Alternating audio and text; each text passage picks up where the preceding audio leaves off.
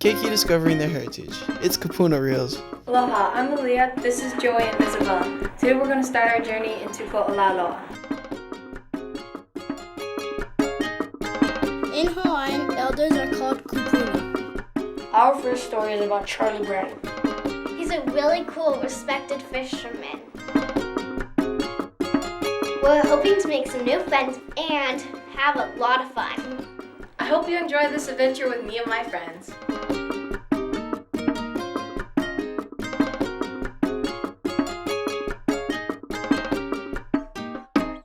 Uncle Charlie was born in Honolulu and raised in Hau'ula.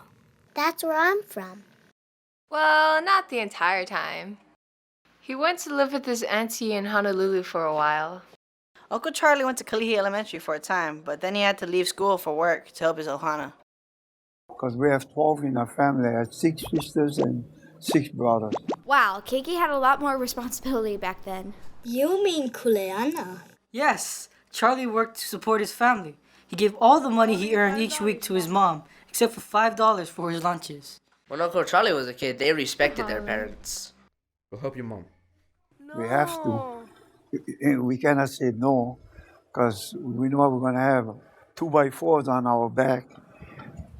I don't know about you guys' time. It was my time. I think a lot of kids my age just want to have things handed to them on a silver platter.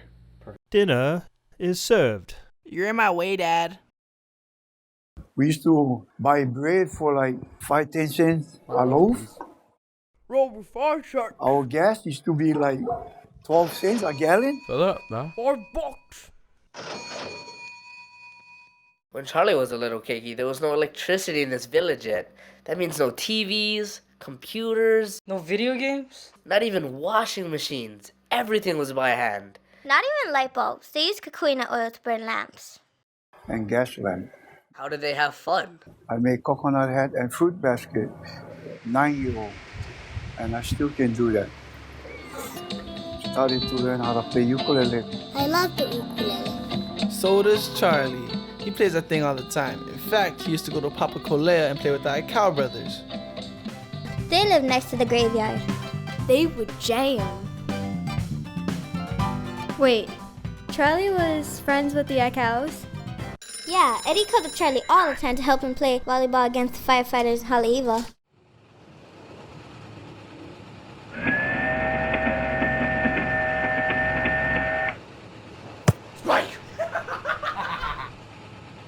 We surfed for them one time at Johns Reef. We had a surfing tournament over there. We was catching a wave, and they don't know where the money went. Oh, bro, where's the prize money? I don't know what happened to it. Oh, man. Wow, one selfish person can ruin it for everybody else. Guys, I think we're forgetting Charlie's favorite thing in the world. What's that? Fishing! Oh yeah, how did Charlie learn to fish? He watched his dad fish and dreamed of doing it himself. He practiced and got better and better, and soon he was fishing every day. One day, he was at Turtle Bay with his nets in place. A white-tipped shark was cruising the area, looking for a good meal. He was 18 feet long. Luckily, he didn't bother Charlie. I had a small dinghy, only like 10 feet. A whole thing, all fish. It was about 2,000 pounds. I picked it up all by myself.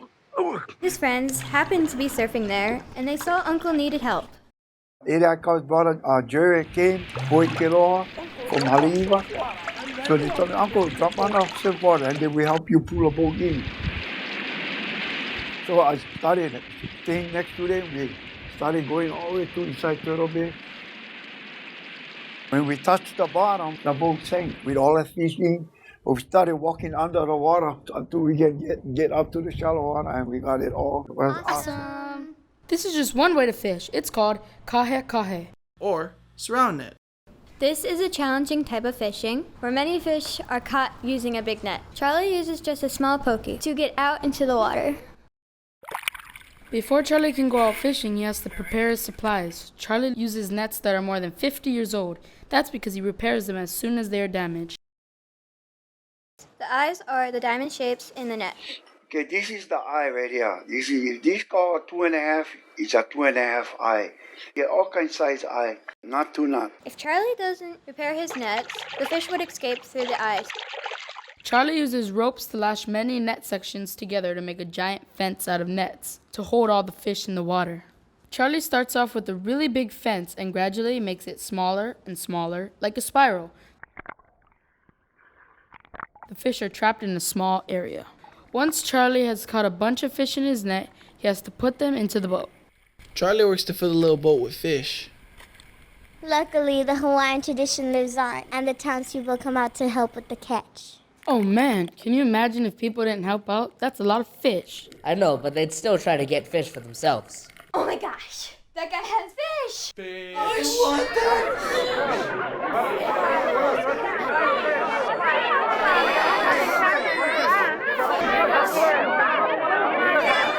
That's not the Hawaiian way to do it.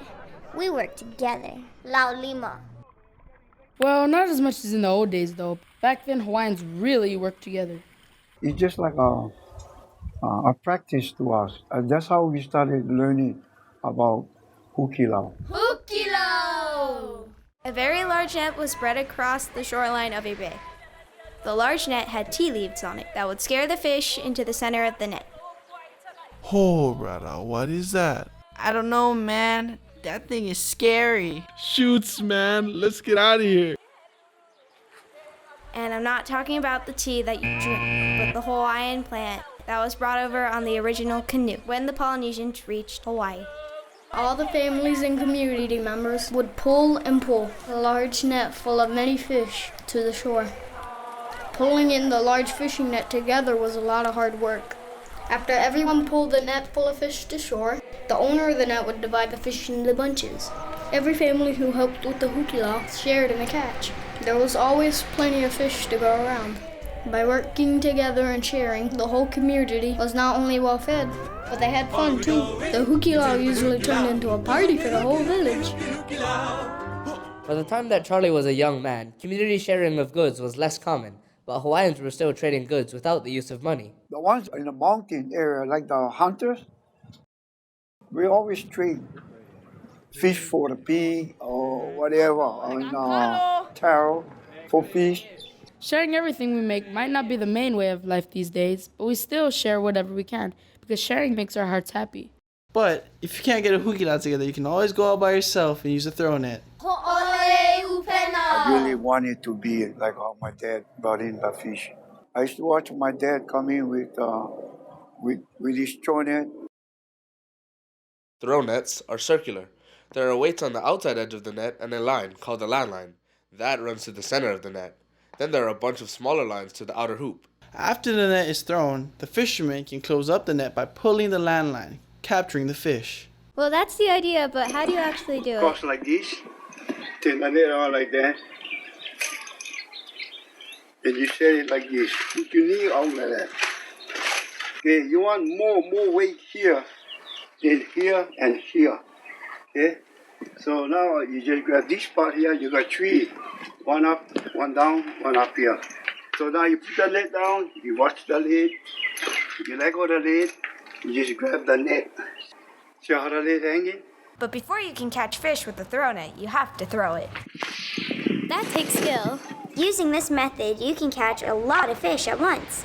You have to be strong to pick up the catch, of course. Let's say you don't have a throwing net. No worries. Uncle Charlie taught us the old Hawaiian way of line fishing called kukalua. All you need are a line. In the old days, Hawaiians used a lona, but these days you'll find nylon fishing lines at the store. A sinker. These are made from heavy materials.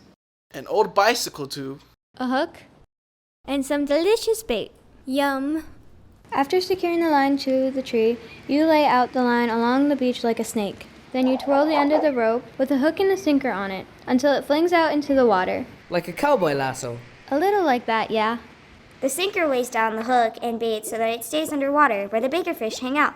Once a fish grabs the bait, they are hooked. As they swim off, they cause the line to move around. You can use a little bell on your line. It will jingle because of the movement, signaling that the bait has been taken. It's time to pull in the catch. What did you say the old kind of line was? A lona. In the old days, Hawaiians used plants called olona for making fishing lines. Olona is a native Hawaiian plant. It grows in lowland valleys and shady, wet areas. Hawaiians grew olona, and it was considered the strongest rope in the whole world. By weaving the olona plant fibers together, Hawaiians made very good ropes and fishing lines. In fact, the Europeans found out about how good the olona line was and began to trade it to replace their own ropes. Even the Swiss used this rope to climb mountains. Favorite thing about fishing is find the fish. Finding fish! Well, you see, the trick is you gotta get above the water. See, Uncle Charlie, he used to climb mountains or trees.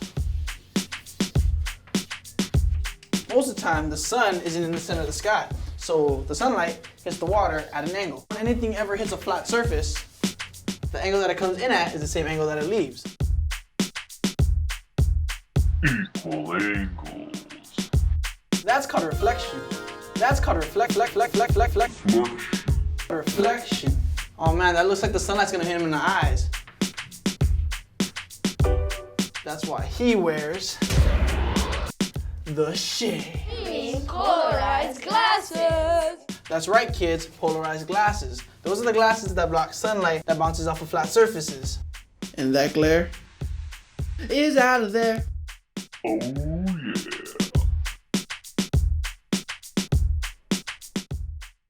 Uncle Charlie can actually see what fishes are under the water. Thanks to this crazy thing called refraction! Refraction. When light hits a new kind of material, it doesn't keep going straight, it bends. And if you think that's weird, it gets even weirder. See, actually, white light is made of different other colored lights that don't bend the same when they hit the water. They actually bend in different directions.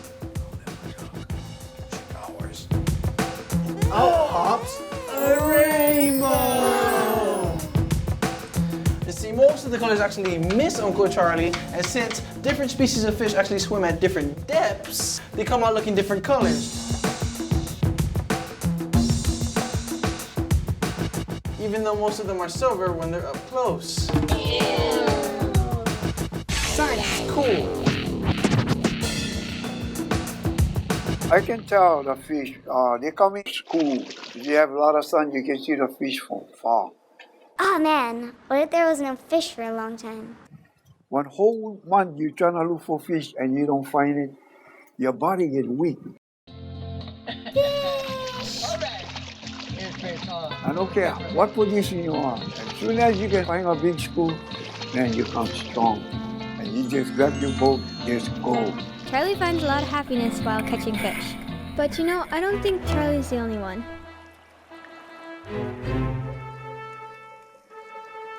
What happens when a shark finds Charlie's fish? Shark! Yikes! Mano. We caught on shark about like this wrong at the LL buoy, like this.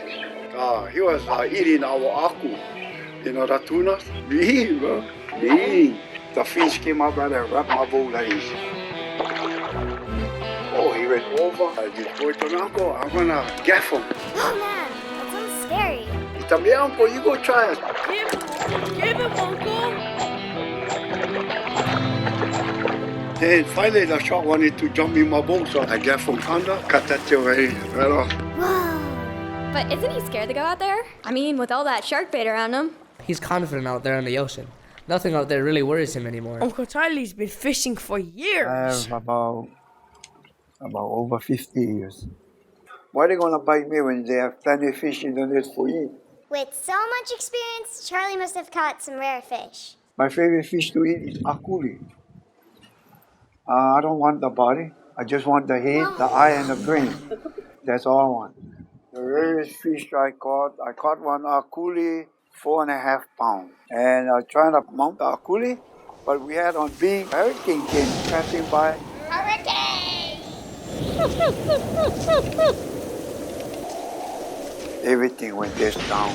I couldn't mount the akuli. I guess things don't always work out the way you planned. Yeah, but that's okay. Charlie lives his life to the fullest, and you know, it's not just about catching fish. He's done a lot of other things that make him happy too. Such as? Well, fishing is definitely his number one. I started way back young days. Number 2 is ukulele and guitar. Number 3 is weaving coconut hats and fruit baskets. You know, Charlie used to play semi-pro football against the UH. No way. But I love the ocean so much. It's my one and only dream. Living your dream. We all have dreams. What are yours? I want to be one surfer. He'e nalu. I want to be a movie star. Wahine hana keaka. I want to be a farmer. Mahi ai. I want to be a pilot. Pailaka. I want to be a tiger. Kika. Alright, you can't be a tiger. Aww. But there are thousands of other things you can be. You just have to have a dream, make a plan, and follow through. But never forget where you came from. Share your success with others. And once in a while, go fish!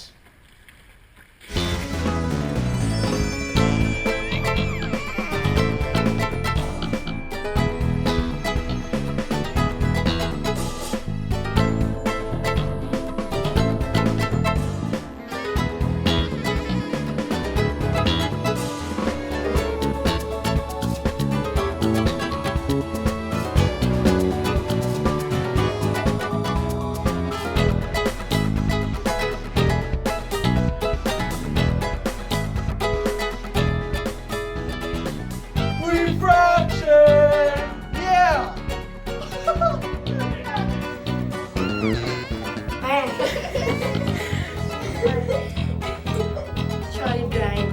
Very cool. If that could happen.